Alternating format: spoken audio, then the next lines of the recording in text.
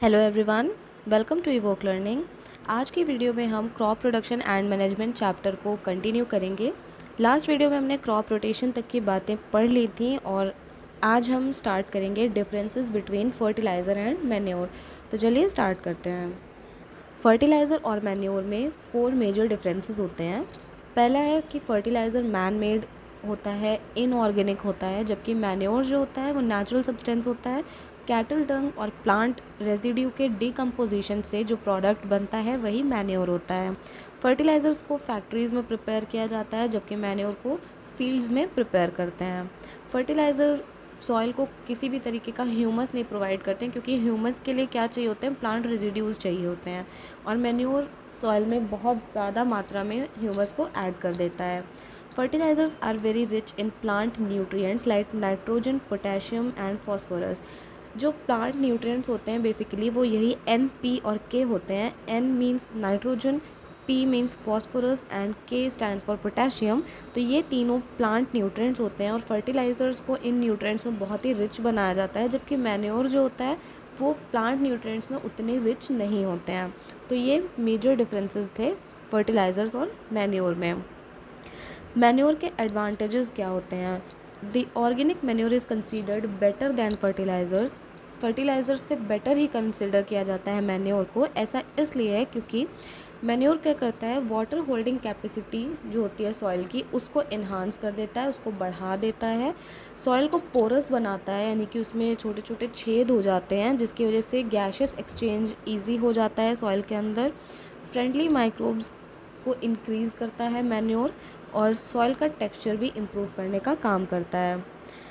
Next बात करते हैं इरिगेशन की, यानी कि सिंचाई करना। All living beings need water to live. सारे लिविंग बींग्स को पानी की ज़रूरत होती ही है जीवन के लिए। वाटर बहुत ही इम्पॉर्टेंट है प्रॉपर ग्रोथ के लिए, डेवलपमेंट के लिए। Water is absorbed by the plant roots. Plant की जो रूट्स होती हैं वो वाटर को एब्जॉर्ब करती हैं। वाटर के साथ साथ मिनरल्स और फर्टिलाइज़र्स को भी प्लांट्स एब्जॉर्ब करते हैं। Plants contain nearly 90% water. Plants के अंदर लगभग 90% वाटर होता ही है। Water is essential because germination of seeds does not takes place under dry conditions. Dry conditions में कभी भी सीड जर्मिनेशन नहीं हो सकता है, इसीलिए वाटर बहुत ज़्यादा एसेंशियल है। Nutrients dissolved in water are transported to each part of the plants. So जो वाटर के अंदर न्यूट्रिएंट्स प्रेजेंट होते हैं वो पूरे प्लांट पार्ट में ट्रांसपोर्ट हो जाते हैं। Water also protects the crop from both Frost and hot air currents. तो बहुत गर्म हवा से भी वाटर प्लांट्स को बचा करके रखता है, और बहुत ठंड से, फ्रॉस्ट से भी क्रॉप को प्रोटेक्ट करता है। To maintain the moisture of the soil for healthy crop growth, fields have to be watered regularly. अगर आप चाहते हो कि आपकी क्रॉप जो है वो बहुत अच्छी हो, मॉइस्चर बना रहे सॉइल के अंदर, तो उसके लिए फील्ड्स को रेगुलरली वाटर करना बहुत ज़्यादा ज़रूरी होता है। इरिगेशन बहुत इंपॉर्टेंट है। The supply of water to crops at regular intervals is called irrigation. जब हम वाटर की सप्लाई करते हैं क्रॉप्स में रेगुलर इंटरवल्स पे, यानी एक रेगुलर टाइम पीरियड पे, तो उसको इरीगेशन कहते हैं। The time and frequency of irrigation varies from crop to crop, soil to soil and season to season. जो टाइम है इरीगेशन का, जो फ्रीक्वेंसी होती है इरीगेशन की, वो वेरी करती है क्रॉप से क्रॉप में। किसी क्रॉप को ज़्यादा वाटर की ज़रूरत होती है, किसी को कम। कोई सॉइल ज़्यादा वाटर को ज़्यादा टाइम तक होल्ड करके रख सकती है, कोई सॉइल कम टाइम तक होल्ड करके रख सकती है। सीज़न पे भी बहुत ज़्यादा डिपेंड करता है इरिगेशन। तो ये चीज़ें बहुत ज़्यादा वैरी करती हैं, डिफरेंट होती हैं। समर में वाटरिंग फ्रीक्वेंसी हाई होती है। Why is it so? ऐसा क्यों होता है? Could it be due to the increase rate of evaporation of water from the soil and the leaves? क्या ये इस वजह से होता है क्योंकि समर के सीज़न में सॉइल और लीव्स से वाटर का जो एवेपोरेशन है वो बहुत ज़्यादा बढ़ जाता है? बूजो पूछ रहा है, I am very careful this year about watering the plants. Last summer my plants dry up and died. So Boojho कह रहा है कि इस साल मैं बहुत ज़्यादा केयरफुल हूँ अपने प्लांट्स की वाटरिंग को लेकर, क्योंकि लास्ट समर में मेरे प्लांट्स ड्राई हो गए थे और डेड हो गए थे। सोर्सेज क्या हैं इरिगेशन के, कहाँ कहाँ से सिंचाई की जाती है, उसके साधन क्या हैं? Wells, tubewells, ponds, lakes, rivers, dams and canals, ये सारे इरिगेशन के सोर्सेज होते हैं। अब ट्रेडिशनल मेथड ऑफ इरिगेशन की बात कर लेते हैं कि पहले के टाइम में लोग किस तरह से इरिगेशन किया करते थे। The water available in wells, lakes and canals is lifted up by different methods in different regions for taking it to the fields. Water को फील्ड्स तक पहुंचाने के लिए अलग अलग जगह पर अलग अलग मेथड्स का यूज़ किया जाता था. वेल्स अवेलेबल हैं, लेक्स हैं, कैनाल्स हैं, लेकिन वाटर को लिफ्ट करने का काम अलग अलग तरीके से होता था. कैटल और human labour is used in these methods. उस टाइम पर कैटल जैसे कि काऊ, बफेलो, ऑक्स, इन सब का यूज़ किया जाता था और ह्यूमन लेबर यूज़ होता था इन सारे मेथड्स को फॉलो करने में. So these methods are cheaper but less efficient. ये मेथड्स चीप होते थे, सस्ते होते थे, लेकिन इतने ज़्यादा एफिशिएंट नहीं थे. तो ये जो ट्रेडिशनल मेथड्स हैं ये है मोट पुली सिस्टम, जिसमें कि आप वेल से पानी खींच रहे हैं और फिर इरिगेशन कर रहे हैं. चेन पंप है. देन ढेकली भी कुएं पर बनाया जाता है इरिगेशन के लिए. और रहट, इसमें किसी कैटल का यूज़ किया जाता है इसको मूव करने के लिए, लीवर को, और फिर उससे पानी निकलता है वेल से. तो इस तरीके से इरिगेशन होता था. Pumps are commonly used for lifting water. Pumps का यूज़ किया जाता है कॉमनली वाटर को लिफ्ट करने के लिए. और ये जो पम्प्स हैं ये किन किन चीज़ों से चल सकते हैं? Diesel, biogas, electricity, solar energy, इन सारी चीज़ों को यूज़ करके पम्प्स को रन किया जाता है. मॉडर्न मेथड्स ऑफ इरिगेशन, जो मॉडर्न मेथड्स हैं इरिगेशन के, ये हेल्प करते हैं हमको वाटर को इकोनॉमिकली यूज़ करने में, यानी कि बहुत ज़्यादा वाटर का वेस्टेज ना होने पाए और इरिगेशन भी हो जाए. तो जैसे ये पहला है sprinkler system. This system is more useful on the uneven land where sufficient water is not available. जहाँ पर वाटर की अवेलेबिलिटी उतनी ज़्यादा नहीं है और लैंड अनइवन है, वहाँ पर स्प्रिंकलर सिस्टम का यूज़ किया जाता है. The perpendicular pipes having rotating nozzles on top are joint to the main pipeline at regular intervals. When water is allowed to flow through the main pipe under pressure with the help of a pump, it escapes from the rotating nozzles. तो इसको हम figure की help से देख लेते हैं कि perpendicular pipes हैं, ये परपेंडिकुलर पाइप्स होते हैं और ऊपर ये नोज़ल लगा हुआ है, ये रोटेट करता है नोज़ल. ये मेन पाइप से कनेक्टेड होते हैं, ये पूरा मेन पाइप है, इससे ये कनेक्टेड रहता है. और जब भी मोटर चलती है, ये मोटर लगी हुई है, जब भी यहाँ से पानी निकल के जाता है तो नोज़ल्स जो हैं वो रोटेट होने लगते हैं और बिल्कुल इस तरीके से रोटेट होते हैं, ऐसा लगता है कि रेन हो रही है. तो पूरी क्रॉप पर इवनली अच्छे से इरिगेशन हो जाता है. और स्प्रिंकलर बहुत ही यूज़फुल होते हैं लॉन्स के लिए, कॉफ़ी प्लांटेशन के लिए और कुछ अदर क्रॉप्स के लिए भी. Next is drip system. In this system the water falls drop by drop directly near the roots. बिल्कुल रूट्स के पास ड्रॉप बाय ड्रॉप वाटर गिरता है, इसको ड्रिप सिस्टम कहते हैं. It is the best technique for watering fruit plants, gardens and trees. तो water करने के लिए, इरिगेशन के लिए फ्रूट प्लांट्स की गार्डन्स में और ट्रीज़ में ड्रिप सिस्टम बहुत ही अच्छे से वर्क करता है. वाटर बिल्कुल भी वेस्ट नहीं होता है. It is a boon in regions where availability of water is poor. उन इलाकों में जहाँ पर पानी की कमी है वहाँ पर ये ड्रिप सिस्टम जो है एक वरदान की तरीके से काम करता है, बून है एक. नेक्स्ट है प्रोटेक्शन फ्रॉम वीड्स. बूझो और पहेली एक पास के वीट फील्ड में गए हैं. वहाँ उन्होंने देखा कि फील्ड में वीट प्लांट्स के साथ में कुछ और भी प्लांट्स उगे हुए हैं. तो बूझो ये जानना चाह रहा है कि have these plants, other plants been planted purposely. क्या इनको किसी पर्पस से लगाया गया है? In a field, many other undesirable plants may grow naturally along with the crop. तो किसी फील्ड में बहुत सारे अनवांटेड प्लांट्स ग्रो हो जाते हैं क्रॉप के साथ में. इन्हीं अनडिज़ायरेबल प्लांट्स को वीड्स कहते हैं. The removal of weeds is called weeding. जब उसको रिमूव करते हैं तो वो प्रोसेस वीडिंग कहलाती है. Weeding is necessary since weeds compete with the crop plants for water, nutrients, space and light. Thus they affect the growth of the crop. Weeds को remove करना टाइम टू टाइम बहुत ज़्यादा ज़रूरी होता है क्योंकि ये क्रॉप प्लांट्स के साथ में कंपटीशन करने लगते हैं वाटर के लिए, न्यूट्रिएंट्स के लिए, स्पेस के लिए और लाइट के लिए, ताकि उनको भी अच्छे से अच्छा वाटर मिल सके, न्यूट्रिएंट्स मिल सकें और वो भी अच्छे से ग्रो कर सकें. तो जब वो ज़्यादा ग्रो करने लगेंगे तो क्रॉप की जो ग्रोथ है वो अफेक्ट होगी. सम weeds interfere even in harvesting and may be poisonous for animals and human beings. तो कुछ वीड्स जो होते हैं वो हार्वेस्टिंग के टाइम पर भी बहुत ज़्यादा इंटरफेयर करते हैं और वो एनिमल्स और ह्यूमन बींग्स दोनों के लिए पॉइजनस हो सकते हैं. Farmers adopt many ways to remove weeds and control their growth.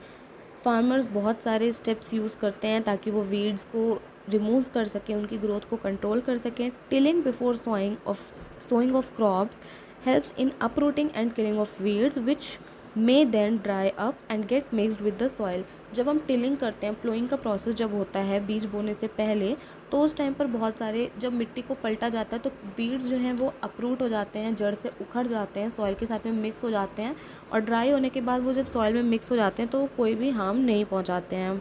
The best time for the removal of weeds is before they produce flowers and seeds. इससे पहले कि वीड्स फ्लावर प्रोड्यूस करने लगे, सीड्स प्रोड्यूस करने लगे, उनको remove कर देना चाहिए, वही बेस्ट टाइम होता है वीड रिमूवल का।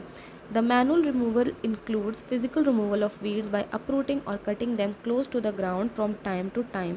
जब आप मैनुअली उसको रिमूव करते हैं तो आपको करना क्या होता है कि या तो आप जड़ से उसको उखाड़ दें या फिर ग्राउंड में एकदम क्लोजली कट करें।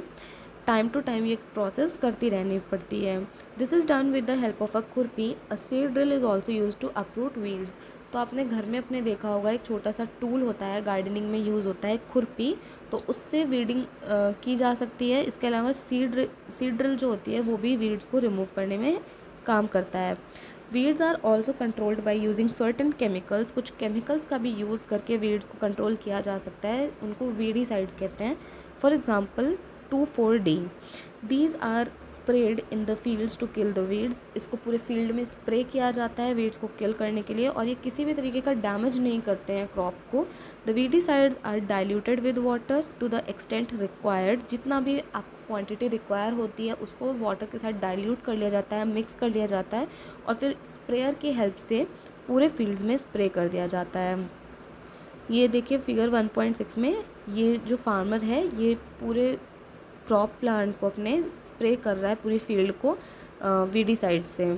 Do weedicides have any effect on the person handling the weedicide sprayer. अब बूझो जानना चाहता है कि जो पर्सन वीडीसाइड स्प्रेयर को हैंडल कर रहा है, क्या वीडीसाइड्स उस पर कोई इफेक्ट डालते हैं। As already mentioned, the weedicides are sprayed during the vegetative growth of fields before flowering and seed formation.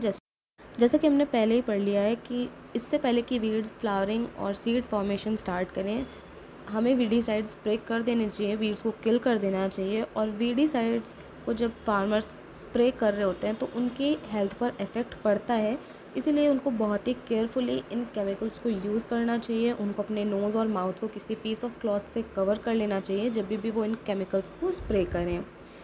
Next is harvesting, यानी कि फसल की कटाई। Harvesting of a crop is an important task. The cutting of crop after it is mature is called harvesting। तो crop harvesting बहुत important task होता है। जब कोई क्रॉप मैच्योर हो जाता है और उसको काटा जाता है तब उसको हार्वेस्टिंग कहते हैं। In harvesting crops are pulled out, या तो उन्हें खींच लिया जाता है, और cut close to the ground, यानी ग्राउंड के बिल्कुल नज़दीक से क्रॉप को काट लिया जाता है। It usually takes 3 to 4 months for a cereal crop to mature. जब कोई अनाज का जो फसल होता है उसको मैच्योर होने में कम से कम 3 से 4 महीने लगते हैं।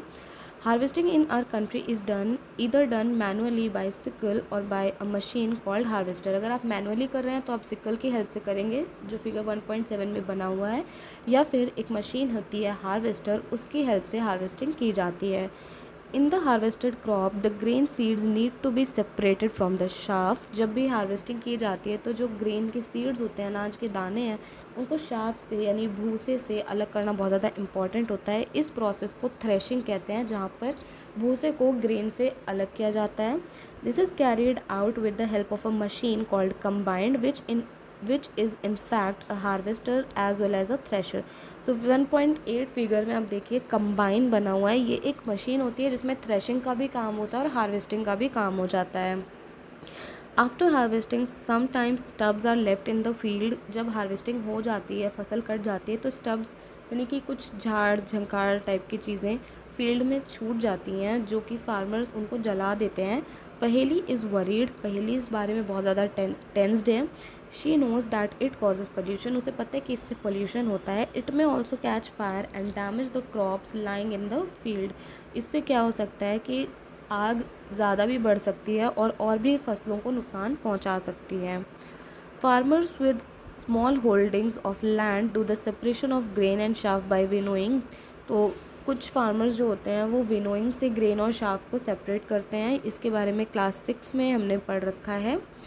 नेक्स्ट बात करते हैं हार्वेस्ट फेस्टिवल की। तो हमारी कंट्री में कुछ हार्वेस्टिंग फेस्टिवल्स भी मनाए जाते हैं। जब भी फसल काटी जाती है तो 3 to 4 मंथ्स की जो हार्ड वर्क होता है, इतना मेहनत होती है, उसके बाद जब फसल काटी जाती है तो फार्मर्स जो होते हैं वो इस चीज़ को सेलिब्रेट करते हैं।